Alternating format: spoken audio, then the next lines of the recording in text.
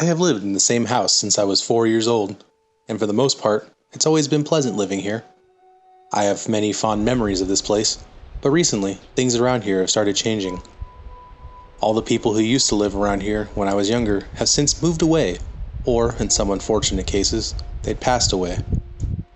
When the next door neighbors moved away around 2 years ago, I was surprised when nobody moved into their house.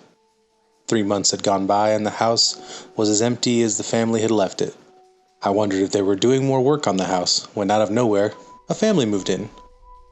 They lived in that house for a total of 4 days before they just packed up all their stuff in the middle of the night and swore to never come back here. And just like that, they were gone.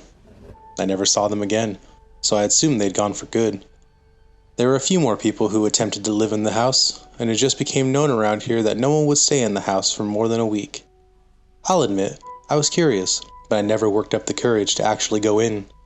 I'd thought about it several times, but something about the house just felt wrong. That's why when Mr. Clark, a seemingly normal middle-aged man, moved into the house, I didn't expect him to stick around for very long. When 2 weeks had passed and Mr. Clark was still living in the house, seemingly unbothered by it, I was surprised. I thought about asking him how he was doing it, but I knew I'd look crazy for that, so I just left the man alone. However, one day, whilst I was talking to an old friend, Clark approached us, asked if we'd like to come have a coffee with him in his house. We were both hesitant to say yes, even though Clark had somehow managed to live in that house for 4 weeks now. The house still made me and my friend, whose name was Thomas, feel extremely uneasy. Despite our discomfort, we'd agreed to have a coffee with Mr. Clark and followed the man into the house. The house was extremely cold inside, which surprised me. It was so cold, in fact, I could see my breath. Thomas looked at me. Clark turned and pointed to a door that was left slightly ajar. "Go through that door and take a seat. I'll be through with coffee in 2 minutes," he said, a slight smile appearing on his face. I nodded, and walked through to what I believe should have been the living room, followed by Thomas. The room itself, however, looked like it hadn't been lived in for decades. That shocked me, considering the longest the house has been abandoned was 6 months. The wallpaper was peeling, the ceiling was covered in a dark layer of mold, the air in the room was damp and cold. The sofa itself seemed to be the newest thing in the room, and it had a few scratches. Originally, I would have assumed that these were cat scratches, except, upon further inspection, I noticed there were needles sticking out of the sofa. I quickly pointed this out to Thomas. He looked at the needle in disgust, carefully pulled it from the sofa. "Fuck," he said as he pricked his finger and dropped the needle. I frowned, picked up the needle, carefully avoiding pricking my own finger. I looked at Thomas. I was shocked when I noticed strange yellow liquid seeping out of his finger. I backed away as the liquid slowly began to pour from Thomas's eyes and nose as more time passed. I watched in horror as Thomas's body began to twist and contort in the most inhuman ways. I almost screamed, but before I could make a sound, I felt a hand wrap around my mouth and felt cold steel press against my back. The blade began to cut into my neck, and I felt the warm blood begin to flow down my body. And then suddenly, everything went black. When I awoke, there was no sign of Thomas, and my neck was completely fine, no sign of blood or a cut. I was in Clark's basement, my back resting against the concrete floor. I stood up cautiously and looked around the room. Just then, I heard a sound behind me, and I turned around and stood face to face with Mr. Clark. "What the fuck do you want from me?" I said, but even as I spoke, I could hear the fear trembling in my own voice. "I mean no harm to you, Matthew. However, there's something I'd like to show you, if you'll let me. You can choose to say no now, and you will wake up in your bed, and you'll forget who I am, and you will forget who Thomas was, and everything will be as it was before. Say yes, and you will finally understood what happened to Thomas," he said, looking at me coldly. I paused and thought about it. I wanted to know what happened to Thomas, but I was scared of what the answer might be. What if after I see whatever Mr. Clark wants to show me, I'll never leave this basement? What if I never get to leave this goddamn freak show? Despite my fears, I looked into his eyes and nodded. "Show me," I said. My voice was far more confident than I felt. "Very well," Clark nodded. he said, and with that, I found myself drowning in a putrid brown fluid. And then I was falling, covered in the brown liquid, and falling to God knows where. I landed hard on my back. I sat upright, and before me stood Mr. Clark, except he wasn't Mr. Clark. His eyes were pitch black, and instead of fingers he had claws, and he stood at about 7 feet tall, towering over me. "Where are we?" I asked, looking around. Clark just looked at me as I struggled to my feet, before finally he pointed to a sign. "Welcome to Earth." I was so confused. What did that mean? What does that mean? How is this Earth? I asked confusedly. Clark frowned. "That place that you call Earth, that is hell. This is Earth. When humans describe hell, this is the place they are speaking about. But, well, this place is much worse than any human could have imagined it to be." Mr. Clark had said to my surprise. I found myself standing in the middle of what looked like a church. I stood beside what was now demonic version of Mr. Clark. "Look at how they're dying," he said, pointing to a group of people, their bodies twisting and turning, their eyes and noses leaking from that same yellow mucus I'd seen coming from Thomas. "That's what happened to Thomas," I said in disbelief. Clark nodded. "It is," he replied and frowned. "It was supposed to happen to you, but the chemical didn't work in your body. So instead, here we are. Unless you want to meet the same fate as your friend, you must tell this story. Do you understand?" Clark said this, looking at me with intensity. I nodded quietly. "So here I am, sharing this with you. I'm not sure what the chemical was, or what they're doing with those people they're killing, or how they're even going about killing them. And honestly, I don't think I want to know. But that death isn't what it seems. We're already in hell, and afterwards is something much, much worse. Much worse." "Dude, you're not serious, right?" Mike practically shouted while we sat at the bar. But I was. I had a case of burnout after graduating from high school, and even from immense pressure from my overachieving parents, I had no desire for going to college for another 4 years. It felt like drag having to be done with school, only to have to go back. Instead, I felt like taking some time off to do something else before considering on going on to college. I really wanted to travel, or at least start a streaming channel, but there were no concrete plans for either one. I eventually decided on getting a job and seeing where I go from there.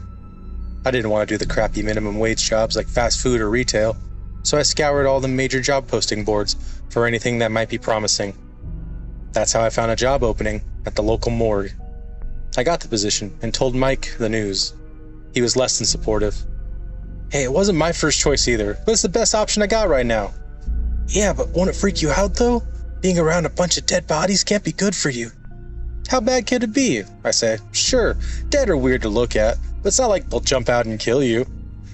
He tried his hardest to talk me out of it before ending with a reluctant sounding, "Hey, whatever you want, man." The next day, I showed up for my first shift. I would be the first person to enter the building and the last to leave when locking up. There were quite a few people working at the morgue, but I got more familiar with 2 of them. First was Dr. Andrew Mercer, the medical examiner. He had a dark sense of humor, one can only get by dealing with death as much as he does. Then there was Patrick Doberman. Patrick was the morgue attendant who assisted Dr. Mercer with examinations. A seemingly fun-loving kind of guy, but there was always something off about him. Whenever Dr. Mercer left for the day, Patrick would be staying behind with finish up reporting in his office. While I finished my rounds, out of the corner of my eye, I would catch him peering out from his office just to see if I was still there. Sometimes he would give off an air of impatience, like he was waiting for me to hurry up and leave.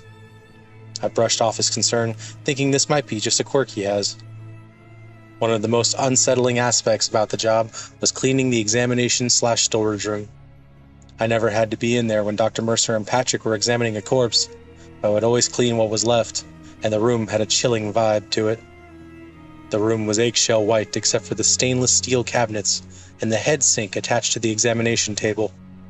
It was constantly cold in that room, and not just the regular kind of cold. For me, it was a spine-chilling freeze of being the only living person in there.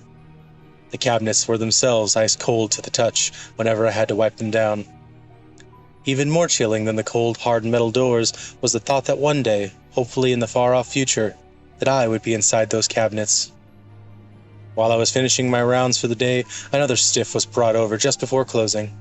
The doctor and Patrick had wheeled a large black body bag to the examination table. I only just passed the room and had a brief glimpse of them. I saw the dead gray skin of the cadaver as Dr. Mercer was holding up the arm and inspecting it. The sight induced a shock in me, and I quickly turned away. I know that they didn't have time for an autopsy, so they ended up storing the body away for the night. Dr. Mercer left first, as per usual. I left after my day ended, while Patrick stayed behind. It was getting dark when I left. By the time I got home from the 15-minute walk from the morgue, night had fallen. After getting to my door, I checked my pockets for my keys, but my phone wasn't in any of them. Shit, I groaned to myself, knowing where it could be. I left it on my cleaning cart at work. I ended up walking all the way back, just to get it back. Luckily, Patrick didn't leave yet since his car was still in the lot. I walked inside and all the lights were off. Why would Patrick turn off all the lights if he was still here? My phone was on the cleaning cart just as I thought. I just about bolted to the door when I heard a loud, agonizing scream that was followed by a large metallic slam. I stood there, frozen, caught between my exit to freedom and the now dead, silent building. That sounded like Patrick screaming, like he was hurt. I fought with my conscience in trying to leave, but it won. It sounded like it came from further down the hall. There was a flashlight on the cleaning cart, thank God. It was my only illumination in this dark building. I felt a tension in the air, sharp like a blade. I could hear that pain-filled scream ringing in my ears. The sound was practically carried on the surrounding darkness. I entered the storage room to find it empty. It felt colder in there than it ever did, and the air was thinner. I thought about calling out for Patrick, but why do that when he wasn't even in there? I slipped and was momentarily airborne before landing literally on my ass and back. The impact created a loud thud that reverberated in the empty room. I looked up and shone the light on the floor.